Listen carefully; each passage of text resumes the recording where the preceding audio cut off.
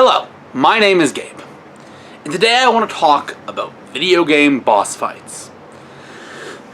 You see, I got to thinking about this topic after a recent Metroid Dread stream where I had to fight two very hard boss fights in the same session. And well, they were very hard.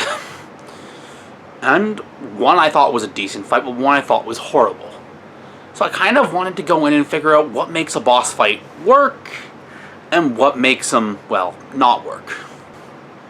Before we can talk about what's good about boss fights and what doesn't really work out at all, we should talk about different types of boss fights you can find in video games.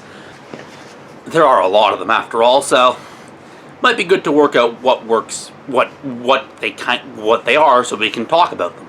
The first type of boss fight, well, let's talk about the bullet sponge boss fight.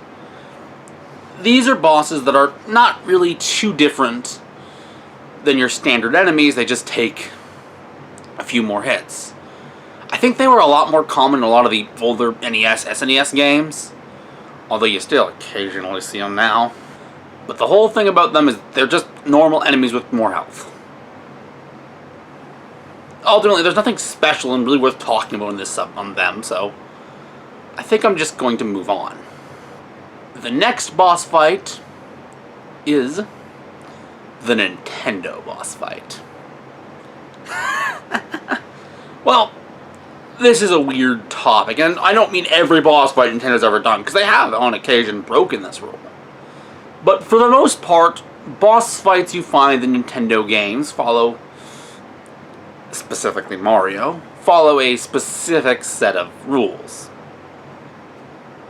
That's one. That's two. And that's three. The three-hit combo, if you will. You find these in a lot of Nintendo games, especially the 3D Mario games. And honestly, when I think about them, I view them less as actual boss fights and more as level cappers. Like, let's look at Super Mario Galaxy 2. That's my choice of example. Please forgive me for picking it. So, you start the level and you go through an entire level. Fair. There are several sections in the level, and then the level ends on the boss fight. But the boss fight isn't the main challenge of the level. Honestly, the bullet sponge bosses from the previous category were often the same, but again, they're really not worth talking about. So ultimately, the job of these bosses is to just cap off the level you beat. If the level had a gimmick, the boss will somehow take advantage of it. Otherwise, it's just a cap off. Now, our next boss type, and this is one of the ones I actually encountered in Metroid, I call it the rival fight. You're probably thinking of Pokemon, but that's not what I mean. A boss that is similar in proportions and skills in some sense, or at least in scale to you, the player. Basically, this is a fighter whose skills generally match yours. One of the more popular ones I can think of is Dark Link from Ocarina of Time. You know, just you. But they're not all like that. They don't always share your exact movesets, but they're equivalent to you. I believe Mega Man has used it a fair share of times. And, heck, Mario Sunshine is built around it, though I wouldn't call them actual fights. But the point is, the moveset of the character reflects the player. The moveset of the boss reflects the player. For example, Shadow Mario will jump and, run around the course, and such like that. No, so generally for these fights, well, you gotta factor in what exactly the game is focused on. For example, in Mario Sunshine, a movement-based platformer, it's all about moving around the level. Which is fair, although those fights can be a little long. These fights should never take too much time, and they shouldn't be overly difficult. Since, as a reflection, the boss's health and damage they do should be reflective of your own. even if they are more skilled than any player might be expected to be. Our next boss type are the giant monsters. And no, I'm not really talking about Shadow of Colossus. It's more like the God of War games, not really counting the fourth one. They're these giant monsters that kind of sit in the background, and you just sort of attack them. Honestly, I'm not actually very fond of these types of boss fights. I feel they're kind of uncreative. But I figure, hey, it is a topic. They are something that people do sometimes. So, my biggest tip for these boss fights, in creating them, is, they shouldn't be too hard to dodge, despite their size. Their attack should be slow enough that you, the player, can get away. We'll get more on this in a little detail later. You know, I feel that's a fair expectation. Our next boss type, and we see these in Zelda games and Shadow of Colossus, the puzzle boss. These fights are, well, the whole point of them isn't actually combating the boss, but figuring the boss out. And in that regard, my biggest tip for these types of fights, they shouldn't overstay their welcome. If a puzzle boss takes 30 hits of doing the same puzzle to do it, it's gonna grate on the player because they figured it out about 29 hits ago. You don't have to stop at 3, but make sure it's reasonable and that you're not doing the same thing over and over and over again and frustrating the player. And now, for my personal favorite type of boss fight. The test your skills boss fight.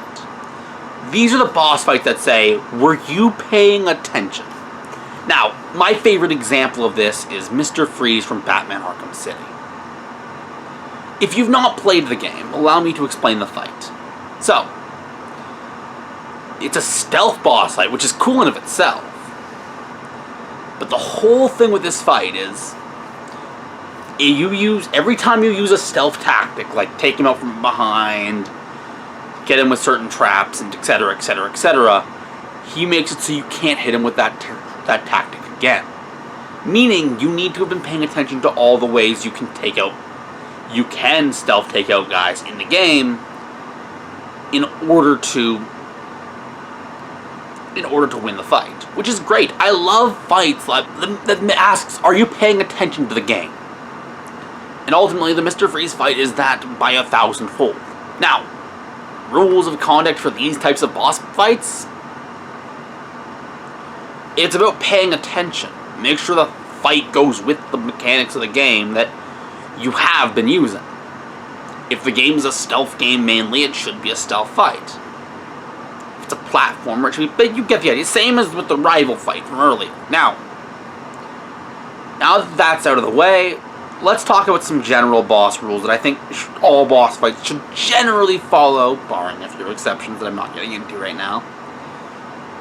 Rule number 1, checkpoints. Look, I should have access to a checkpoint immediately before and after the fight. Because it's going to get super frustrating if I'm dying a lot, and then I have to run all the way across the level to get back to the fight. And the same with after the fight. If I have to restart the boss because I lost, I'm going to be super frustrated, especially if it was a hard boss fight. Number 2, chances to react. What I mean by this is not that the boss's moves should be dodgeable, although they should, in theory, be avoidable. What I more mean is, you shouldn't die instantly. Insta-kill moves are almost never a go for me.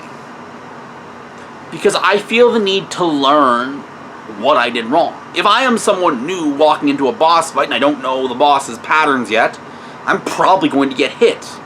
If the first hit kills me, I'm never going to learn how to fight the boss. And that's just not good. And it makes the game way more frustrating than it has to be. Just let me have, I'd say, at least 3 hits, I'd say. But even so, just be reasonable. And last but not least, difficulty scales. The boss boss's difficulty should be correspondent to how far I am in the game. I feel that's reasonable, that's not something that we have to really get through, you get the idea. If I am super early in the game, the boss shouldn't be that hard to beat. But if I am in the end game, then yeah, the boss should be harder. Anyways, with all that being said, that's basically what I wanted to talk about today. I hope this video provided some insight. If not, then I hope you enjoyed it. If you want to see more like it, give it a like and do subscribe. But more importantly than anything else, have a good night.